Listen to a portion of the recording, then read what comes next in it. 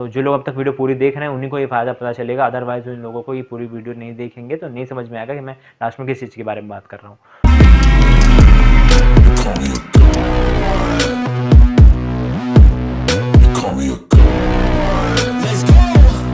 Hello दोस्तों, स्वागत है आपका मेरे चैनल आई ठाकुर फिटनेस में। और आज एक और वीडियो, जैसे मैंने क्वेश्चन कहा था कि मैं आप क्वेश्चन पूछूं, मैं वीडियोस बनाऊंगा, तो आज एक और क्वेश्चन वीडियो बनाने जा रहा हूं मैं।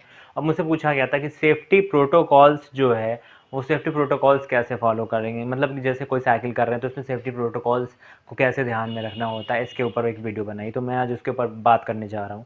तो यदि आप इस चैनल पर नए हो तो इस चैनल को सब्सक्राइब कर लो, बेल आइकन को प्रेस कर लो, मुझको इंस्टाग्राम पर फॉलो कर लेना, लिंक आपको नीचे डिस्क्रिप्शन में मिल जाएगी। और यहाँ पर ऐसे कि आप बॉडी बिल्डिंग से रिलेटेड, फिटनेस से रिलेटेड बहुत सारी वीडियोस आती रहती है, तो आप इसको एंजॉय कर सकते हो। ठीक है, तो आज बात करेंगे सेफ्टी प्रोटोकॉल्स, जो एनाबॉलिक साइकिल्स में जो सेफ्टी प्रोटोकॉल्स की ज़रूरत होती है उन सब के बारे में बात करूंगा। ठीक है, बेसिकली देखो, सेफ्टी प्रोटोकॉल्स डिपेंड करता है कि कौन बंदा यूज़ कर रहा है, उसको क्या चीज़ हो रही है जिससे उसको सेफ्टी चाहिए। ठीक है, वो जो सेफ्टी प्रोटोकॉल्स है वो सबके लिए अलग अलग होता है, इसलिए जो मैं ऑनलाइन ट्रेनिंग देता हूँ तो सबके हिसाब से चेक करता हूँ। उनका ब्लड वर्क किया जाता है, यानी कि ब्लड टेस्ट किया जाता है उनका, और उनके ब्लड टेस्ट के मार्कर्स को चेक किया जाता है। उसमें से कभी देखो ये चेंज होती रहती है, ये एक ऐसी चीज़ चेंज हो रही है, कभी आपका लीवर अच्छा फंक्शन कर रहा है, कभी नहीं कर रहा, कभी लीवर अच्छा है, किडनी नहीं अच्छी, कभी आपका हार्ट में कोलेस्ट्रॉल ज़्यादा है। ठीक है, इस तरीके की चीज़ें होती हैं, तो उसके लिए सेफ्टी प्रोटोकॉल्स अलग अलग होते हैं। मैं एक बेसिक सेफ्टी प्रोटोकॉल्स की बात कर रहा हूँ। ठीक, तो एक बेसिक सेफ्टी प्रोटोकॉल जो यूज़ करने होते हैं, तो सबसे पहला सबसे बड़ा सेफ्टी प्रोटोकॉल्स ही यही है कि आपको अपना जो ब्लड वर्क है वो करा लेना चाहिए, जिसमें आपको अपने लिवर्स फंक्शन के टेस्ट कराने चाहिए, एलएफटी केएफटी आपको करानी चाहिए, आपको अपनी सीबीसी करानी चाहिए, आपको अपना कोलेस्ट्रॉल चेक करवाना चाहिए, कितना आपका कोलेस्ट्रॉल है, करंट लेवल पे आपका टेस्टोस्टेरोन कितना है वो आपको चेक करना चाहिए, टोटल टेस्टोस्टेरोन और फ्री टेस्टोस्टेरोन यदि आप करवाते हो तो इस तरीके की जो चीज़ें जब आप ये करवाओगे तो आपको एक बेसिक ओवरऑल आइडिया लग जाता है। ठीक है, कि आपकी बॉडी अभी कैसी है, तो उसके अकॉर्डिंग आप ये चीज़ चला सकते हो। तो मैं सपोज़ कर रहा हूँ कि आप मान लो आपने कराया और आपका सब कुछ सही है, ठीक है, तो ही आप साइकिल में आगे बढ़ते हो साइकिल करने के लिए, देखो करना ऐसे ही चाहिए। तो अब क्या होगा इस सिचुएशन में कि जब आप साइकिल करते हो तो आपको कुछ चीज़ें चाहिए होती है, जैसे आपका हार्मोनल इम्बैलेंस होगा तो हो सकता है कि आपके एक्ने आने लगे, क्योंकि होता क्या है, जैसे आप टेस्टोस्टेरोन या किसी अदर डेरिवेटिव पे गए जो टेस्टोस्टेरोन का डेरिवेटिव या डीएसटी डेरिवेटिव है, तो उसमें क्या होता है कि एक्ने आने की प्रॉब्लम्स होती है। ठीक है, तो यदि एक्ने आ रहे हैं, आपकी बॉडी ऑयली हो रही है ज़्यादा, तो उसके लिए आप एक्ने के लिए भी आपने पहले तो अपनी बॉडी को क्लीन रखना ज़रूरी है, अपनी बॉडी को साफ़ रखना ज़रूरी, ताकि आपको वो ऑयल जो आ रहा है उसको क्लीन करना ज़रूरी है। आप कुछ कभी कभी नॉन अल्कोहलिक वाइप्स से भी उसको क्लीन कर सकते हो।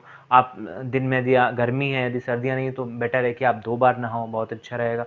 इस तरीके के आप सारे मेजर्स करो, अपने जो चीज़ें हैं उनको लो, सेफ्टी प्रोटोकॉल्स फॉलो करते हो तो आपकी स्किन थोड़ी अच्छी रहती है। उसके बावजूद यदि एक्ने नहीं जा रहा है तो फिर उसके लिए एक्यूटेन वगैरह जो मेडिसिन होती हैं, जो मैं प्रेफर करूँगा कि आप डॉक्टर की सलाह पे ही लो, तो एक्यूटेन मेडिसिन का यूज़ किया जाता है। बेसिकली एक्यूटेन जो है वो आपके सेबेसियस ग्लैंड की जो ऑयल है उसका प्रोडक्शन सप्रेस करती है। तो इस जब ज़्यादा ऑयल प्रोडक्शन नहीं होता तो वहाँ पे ज़्यादा जर्म्स, ज़्यादा कैविटी भी नहीं होती है और आपको एक्ने की प्रॉब्लम नहीं होती है। ठीक है, तो इस तरीके से वो काम करती है एक्यूटेन मेडिसिन और आपको बचाती है इससे। जो दूसरी एक बात है वो क्या है, दूसरी बात ये कि जैसे कि लिवर के लिए क्या लेना चाहिए, किडनी के लिए क्या है। तो लिवर के लिए जो है वो टडका एक बहुत इंपॉर्टेंट एक अर्ब है, यानी कि औषधि है।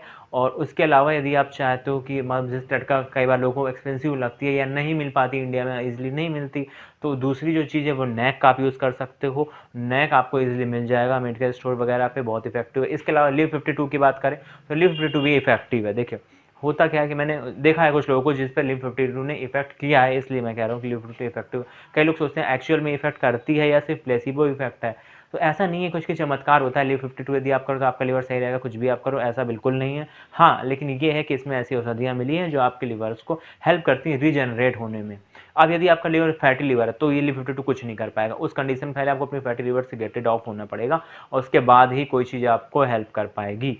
ठीक है, तो फैटी लिवर यदि आपका नहीं है तो ये चीज़ अच्छी, फैटी लिवर है तो वो आप डॉक्टर की सलाह ले सकते हो। थोड़ा बहुत फैटी लिवर है तो आप एक्सरसाइज करो, डाइट करोगे तो आपका फैटी लिवर सही हो जाएगा। ठीक है, अब फालतू की चीज़ें यदि अवॉइड करोगे तो ज़्यादा अच्छा रहेगा, चाहे नेचुरल हो चाहे साइकिल में हो, कोई फ़र्क नहीं पड़ता। आपको जो बहुत ज़्यादा तला भुना खाना और बहुत ज़्यादा जो बाहर के फूड होते हैं, बर्गर पिज़्ज़ा, इनको अवॉइड करना चाहिए, तो आपका फैटी लिवर नहीं होगा। अच्छा, वो जो मैं बात कर रहा हूँ fatty liver, non alcoholic fatty liver disease जिसको बोलते हैं, उसकी मैं बात कर रहा हूँ। अल्कोहलिक वाला अलग होता है, वो तो उसके लिए आपको अल्कोहल कंजम्पशन अपना कम करना पड़ेगा। इवन बेटर है कि आप ना ही पियो तो बहुत अच्छी बात है। ठीक है। और दूसरी बात किडनी के ऊपर बात करेंगे तो सबसे पहले इंपॉर्टेंट चीज़ है कि आप अपने बीपी को रेगुलेट रखो, बीपी को चेक करो। यदि आप साइकिल चला रहे हो, आपका बीपी अच्छा नहीं है, तो उससे फिर किडनी की प्रॉब्लम्स होती है। यदि आपका बीपी हमेशा अच्छा है, आप हमेशा बढ़िया फ़ील भी करते हो, तो आपको किडनी की प्रॉब्लम नहीं होनी चाहिए। यदि कोई जेनेटिकली दिक्कत नहीं है आपके साथ, तो आपकी किडनी हेल्दी रहेगी। पानी पियो, बहुत इंपॉर्टेंट चीज़ है कि पानी पियो। बहुत सारी किडनी की जो दवाइयाँ ऐसी नहीं होती, औषधि बहुत सारी किडनी के ऊपर काम नहीं करती, किडनी अलग तरीके से फंक्शन करती। हाँ, लेकिन जिसको डिटॉक्सिफाई रखना है तो पानी पियो, ठीक। उसके अलावा और जैसे सेफ्टी प्रोटोकॉल्स हो गए, जैसे हेयर्स के लिए हो गए, कुछ लोगों के हेयर की जो प्रॉब्लम सामने आती है उन लोगों को, खासकर साइकिल पे, कुछ लोगों को साइकिल के ऑफ साइकिल, तो ये तो हार्मोनल चीज़ है।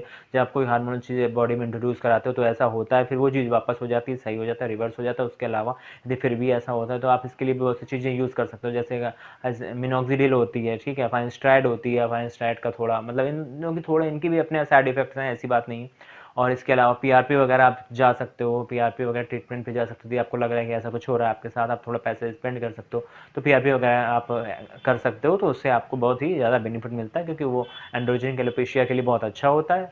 तो वो बहुत बेनिफिशियल रहता है, जो कि मैंने देखा है कि पीआरपी इफेक्टिव रहता है, कई लोग इस चीज़ का यूज़ करते हैं। तो ये जो है, मैंने बेसिक्स जो मैंने बात की इन 3 चीज़ों की। इसके अलावा मैं कोलेस्ट्रॉल की बात करना चाहूँगा। कोलेस्ट्रॉल के लिए देखो, पहली बात तो है कि ये एक डाइट हो गई, सब चीज़ें हो गई, आपका खाना अच्छा हो गया। उसके बावजूद आपका यदि कोलेस्ट्रॉल की प्रॉब्लम नहीं जा रही है, क्योंकि टेस्टोस्टेरोन अपने आप में ही कोलेस्ट्रॉल आपको इंक्रीज़ करके देता है, वो होता ही है, उसका काम ही ऐसा ही है, वो ऐसे ही वर्क करता है। तो उसके लिए फिर आप कुछ ऐसी चीज़ यूज़ करो जिससे आप कोलेस्ट्रॉल डिक्रीज़ कर सकते हो। ऐसी मेडिसिन होती है गाइस जो आपके कोलेस्ट्रॉल को वहाँ से सक कर लेती है, ठीक है। तो वो मेडिसिन आप जब यूज़ करते हो, ठीक, तो उन मेडिसिन से आपका जो जिसको रूसो बोलते हैं, रूसोस्टैटिन एक मेडिसिन है, स्टैटिन के उसमें आती है, जो जितने भी हैं इनको स्टैटिन कैटेगरी की मेडिसिन बोलते हैं। तो इससे ये स्टंट से आपको बचा सकते, स्टंट इन द सेंस जो हार्ट में जो लगाया जाता है उसे आपको नहीं लगाना पड़ेगा। यदि आप सही टाइम पे अपना कोलेस्ट्रॉल देखते रहोगे तो आपका कोलेस्ट्रॉल अच्छा रहेगा। तो ये उसको क्या करती है उसको कि वो वहाँ से कोलेस्ट्रॉल सब करती है, वहाँ से कोलेस्ट्रॉल को ले लेती, खींच लेती है, और आप कोलेस्ट्रॉल की जो वो है, वो कोलेस्ट्रॉल जो बैड कोलेस्ट्रॉल उसको कम कर देती है, डाउन कर देती है। इसके अलावा ओमेगा 3 वगैरह आप यूज़ करते हो तो वो भी बहुत बेनिफिशियल होती है इस चीज़ में, वो बहुत हेल्प करती है आपको। तो इस तरीके से जो बेसिक चीज़ें, जो सबसे बड़ी ऑर्गन स्किन है, उसके उसके लिए मैंने बताया आपको, लिवर के लिए बताया, हार्ट के लिए बताया, किडनी के लिए बताया। ये जो सबसे इंपॉर्टेंट चीज़ें ये होती है, यदि आप इसको ध्यान में रखोगे तो फिर ऐसा कोई बहुत इशू नहीं होता। कुछ लोगों को बिल्कुल भी इशू नहीं होता है, लेकिन फिर भी आपको सेफ्टी प्रोटोकॉल्स बहुत ज़रूरी है, फॉलो करने चाहिए। मैं भी जो क्लाइंट्स को सिखाता हूँ तो मैं उनके अकॉर्डिंग प्रोटोकॉल्स बनाता हूँ। जैसे किसी को कुछ खास तरीके की प्रॉब्लम है या हो रही है, उनकी एज के ऊपर डिपेंड करता है, उसके अकॉर्डिंग मैं अलग तरीके से सेफ्टी प्रोटोकॉल्स रखता हूँ उनके लिए, या जो जो प्रॉब्लम आती है उसको मैं टैकल करता चलता हूँ वहाँ पे। इसके अलावा एक और जो बहुत इंपॉर्टेंट चीज़ है वो है एस्ट्रोजन को कंट्रोल करना, और खासकर गैनों से बचना। ये सेफ्टी प्रोटोकॉल्स में बहुत ज़्यादा ज़रूरी है। तो जो लोग अब तक वीडियो पूरी देख रहे हैं उन्हीं को ये फ़ायदा पता चलेगा, अदरवाइज़ उन लोगों को ये पूरी वीडियो नहीं देखेंगे तो नहीं समझ में आएगा कि मैं लास्ट में किस चीज़ के बारे में बात कर रहा हूँ। तो गैनोकेमिस्ट्रिया के लिए आपको क्या करना होगा कि ये जो एस्ट्रोजन ब्लॉकर्स है वो अपने पास रखने होंगे। जैसे आपको लगता है कि आपको पफी निप्पल हो रहे हैं, ठीक है, आपको स्वेलिंग आ रही है निप्पल्स में, तो आप उसका यूज़ कर सकते हो। डिपेंड करता है आपकी साइकिल कैसी है, और यूज़ करोगे तो आपको क्या एस्ट्रोजन बैलेंस रहेगा। एस्ट्रोजन बैलेंस रहेगा तो ये चीज़ नहीं होगी, और आप हैप्पीली साइकिल चला सकते हो। होप कि गाइस वीडियो अच्छी लगी होगी, आपने पूरी देखी होगी तो ज़रूर अच्छी लगी होगी। मिलते हैं अगली वीडियो में, तब तक के लिए गुड बाय एंड टेक।